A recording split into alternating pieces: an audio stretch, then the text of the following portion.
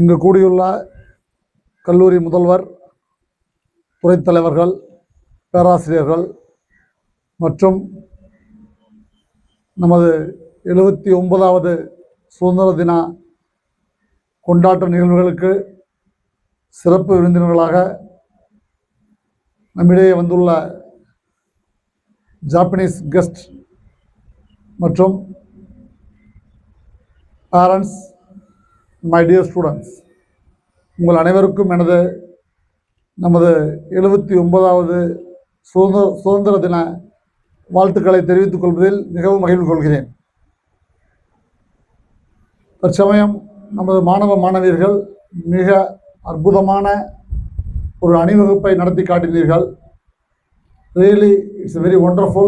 I'll appreciate all the student coordinators, teachers in charge, and all the head of the department, principal. Really, it's a wonderful thing made by our students. நாம் தற்பொழுது 79வது independence day celebrate பண்ணிட்டு இருக்கிற சமயத்தில் இந்த சுதந்திரமானது நாம் எப்படி வாங்கினோம், சுதந்திரம் வாங்குவதற்கு முன்பு நம் அடிமை இந்தியாவாக இருக்கும் பொழுது நாம் எப்படிப்பட்ட, நமது முன்னோர்கள் எல்லாம் எப்படிப்பட்ட ஒரு இன்னல்களை சந்தித்தார்கள் என்பதை நாம் நினைவு கொள்ள வேண்டும். தற்சமயம் இங்கு உள்ள இளைஞர்களுக்கு அது தெரிய ஒரு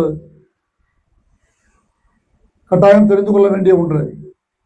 இந்த சுதந்திரமானது ஜஸ்ட் லைக் தட் நமக்கு சுதந்திரமாக வெள்ளைக்காரர்கள் கொடுத்து விட்டு போகவில்லை. ஏகப்பட்ட ஆயிரக்கணக்கான லட்சக்கணக்கான மக்கள் தங்களுடைய உயிரை ஈந்து சொல்ல ஒண்ணா சிரமங்களை பெற்று அவர்கள் வாழ்க்கையில் பல தியாகங்களை பெற்றுத்தான் நாம் இந்த சுதந்திரத்தை பெற்றோம்.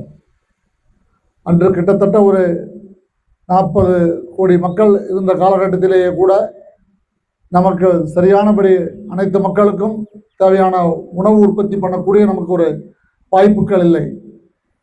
இன்று நாம் கிட்டத்தட்ட உலகத்திலே மிகப்பெரிய மக்கள் தொகை கொண்ட நாடாக இருந்தால் 143 கோடிக்கு மேல் இருந்தாலும் கூட நாம் உணவு உற்பத்தியில் தன்னிறைவு பெற்றதும் இல்லாமல் வெளிநாடுகளுக்கு ஏற்றுமதி செய்யக்கூடிய அளவுக்கு நாம் வளர்ந்துள்ளோம்.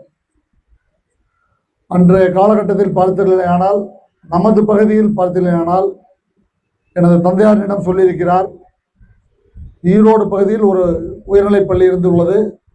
அதற்கு அடுத்தபடியாக பார்த்தால் கரூரில் ஒரு உயர்நிலைப் பள்ளி, அதற்கு அடுத்தபடியாக உயர்நிலை படிக்க வேண்டுமானால் திருச்சி தான் செல்ல வேண்டும்.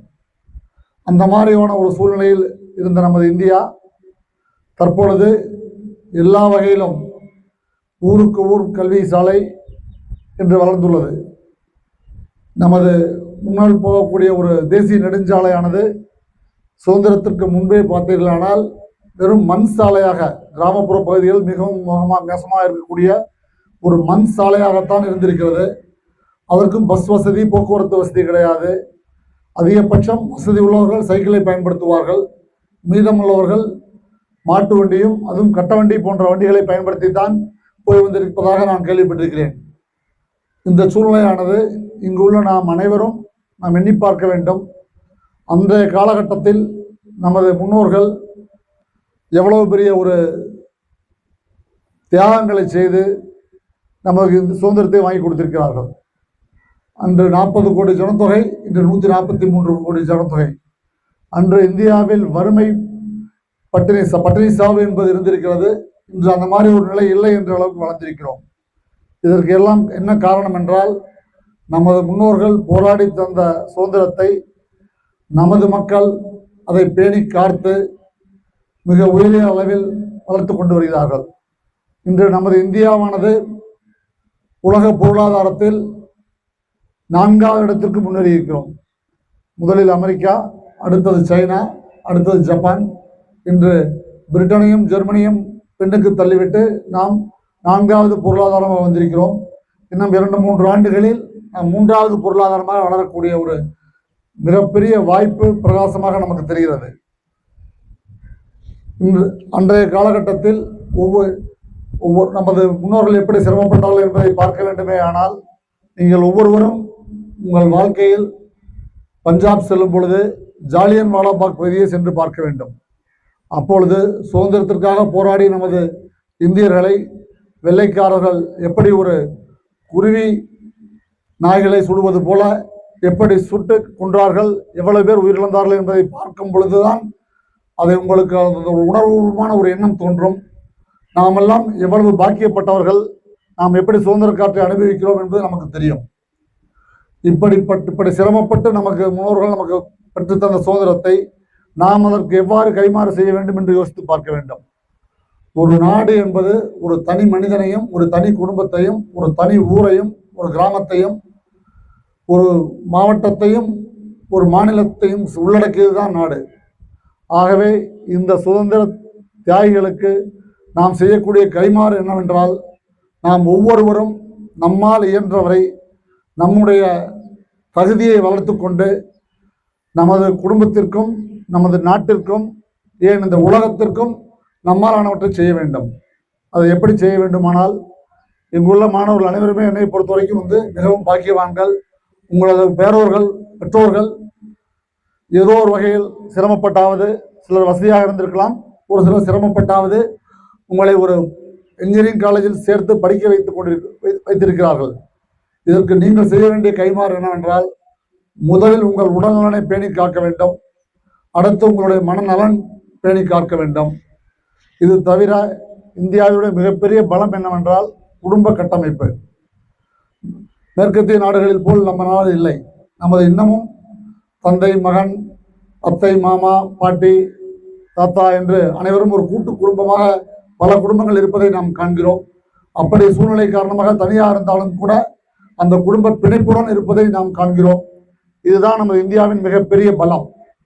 இந்த சூழ்நிலையில் மாணவர்களாகிய நீங்கள் படித்து முடித்திருக்கிறீர்கள். நமது படித்து முடித்துவிட்டு நாம் என்ன இந்த நாட்டுக்கு செய்ய வேண்டும், நம்ம குடும்பத்திற்கு என்ன செய்ய வேண்டும் என்று யோசிப்பதுடன் நாட்டிற்கு என்ன செய்ய வேண்டும் என்று தீவிரமாக யோசித்து, இன்று அகில உலக அரங்கில் இந்தியா இல்லாமல் எந்த ஒரு நாடும் தன்னுடைய வளர்ச்சியை பெருக்க முடியாது என்ற ஒரு சூழ்நிலையில் நாம் இருக்கிறோம். இன்று அமெரிக்கா என்று மிக வளர்ந்த நாடு என்று சொல்கிறோம். அங்கு பார்த்தில்லையானால் கிட்டத்தட்ட 35-40 கோடி தான் மொத்த ஜனத்தொகை மொத்தமாக இருக்கிறது. நமது இந்தியாவில் பார்த்தில்லையானால் இந்த 35-40 கோடி அளவிற்கு மாணவர்கள் இருக்கிறார்கள். இது எவ்வளவு பெரிய ஒரு மனித வளம் என்று நாம் எண்ணி பார்க்க வேண்டும். இந்த மனித வளத்தை மாபெரும் சக்தியாக மாற்றுவது என்பது மாணவர்களாகிய உங்கள் கையில் தான் உள்ளது. இதற்காக உங்கள் உடல்நலை பேணி காப்பது, மனநலை பேணி காப்பது அல்லாமல் படிப்பில் வெறும் பாடத்தை மட்டும் படித்தால் மட்டும் போதாது. இன்று உங்கள் அனைவருக்குமே தெரியும், ஏஐ தொழில்நுட்பம் என்பது மிகப்பெரிய சவாலாக இருப்பதாக மற்றவர்கள் கூறுகிறார்கள்.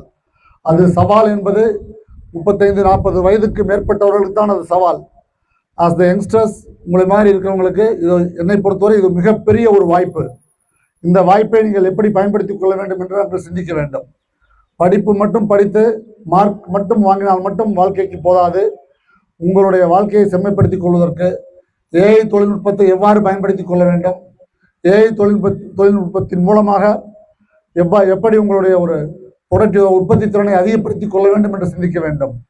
இன்று படிப்புடன் மட்டுமல்லாமல் இன்றைக்கு வேலைவாய்ப்புக்கு தேவையான ஃபுல் ஸ்டாக், அடோப், இந்த மாதிரி சேல்ஸ் ஃபோர்ஸ், இந்த மாதிரி வாழ்க்கைக்கு தேவையான படிப்புகளை நீங்கள் படிப்பதுடன் மட்டுமல்லாமல் மினி ப்ராஜெக்ட்ஸ் இந்த மாதிரி எல்லாம் தனித்தனியாக செய்து உங்களை நீங்கள் ஒவ்வொரு முறையிலும் உயர்த்தி கொண்டீர்களானால் வரப்போகிற காலங்களில் மனித வளத்திற்கு இந்தியாவை அடித்துக் கொள்வதற்கு வேறு எந்த நாடும் கிடையாது. ஒவ்வொரு ஆண்டும் நமது இந்தியாவில் 15 லட்சத்திற்கும் மேலான பொறியாளர்கள் படித்துக் கொண்டிருக்கிறார்கள்.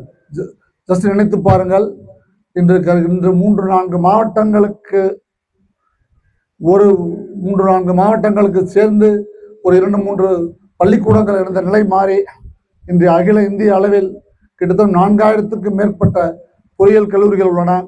இந்த 4000க்கும் மேற்பட்ட பொறியியல் கல்லூரிகளில் கிட்டத்தட்ட 15 லட்சத்திற்கும் மேற்பட்ட மாணவர்கள் படித்து வருகிறார்கள். இந்த 15 லட்சம் மாணவர்களில் கிட்டத்தட்ட 30% கீழான மாணவர்களே தொழில்துறையில் இமீடியட்டாக வேலை பெறுவதற்கான தகுதியுடன் இருக்கிறார்கள். ஆகவே இங்குள்ள மாணவியர்கள் உங்களது திறமையை வளர்த்துக் கொள்ள வேண்டும்.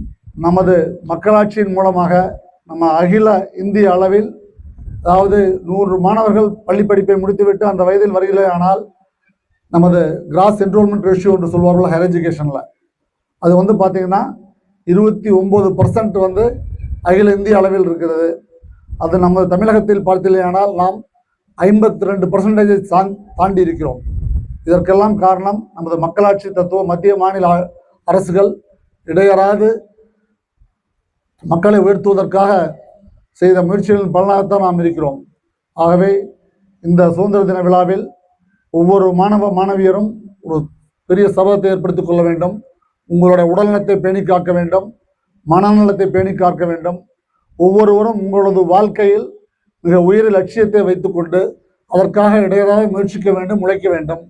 உங்களால் உங்களையும் உயர்த்தி கொண்டு உங்கள் குடும்பத்தையும் உயர்த்தி நாட்டையும் உயர்த்தி உலகத்திற்கு மிகப்பெரிய பங்களிக்க வேண்டும் என சபதம் எடுத்துக்கொண்டு அதற்கான முயற்சிகளை நீங்கள் தொடர்ந்து செய்தில்லையானால், ஒரு நேர கட்டுப்பாடு என்பது ஒவ்வொருவருக்கும் மிக மிக முக்கியம்.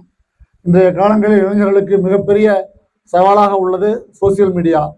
இந்த சோசியல் மீடியாவை எப்படி சரியான முறையில் நாம் பயன்படுத்தி வெற்றி பெற வேண்டும் என்பதற்கு நீங்கள் முயற்சி செய்ய வேண்டும். இந்த சோசியல் மீடியாவை ஒவ்வொரு நாளும் ஒரு குறிப்பிட்ட நேரத்தில், ஒரு நாளைக்கு காலையில் அரை மணி நேரம் நான் அதை பார்ப்பேன், மாலையில் நைட் இரவு ஒரு அரை மணி நேரம் பார்ப்பேன் என்று நேர கட்டுப்பாடு வைத்துக்கொண்டு மிஞ்சிய நேரங்களில் அதே சோசியல் மீடியாவில் நீங்கள் கிடைக்கப்பட்ட விவரங்களை வைத்துக்கொண்டு உங்களை உயர்த்தி கொள்வதற்கு எப்படி அதற்காக உழைக்க வேண்டும். அதே நேரத்தில் வேலைவாய்ப்பு என்பது வரப்போகிற காலங்களில் இண்டஸ்ட்ரி ரெடி என்று சொல்வார்கள்.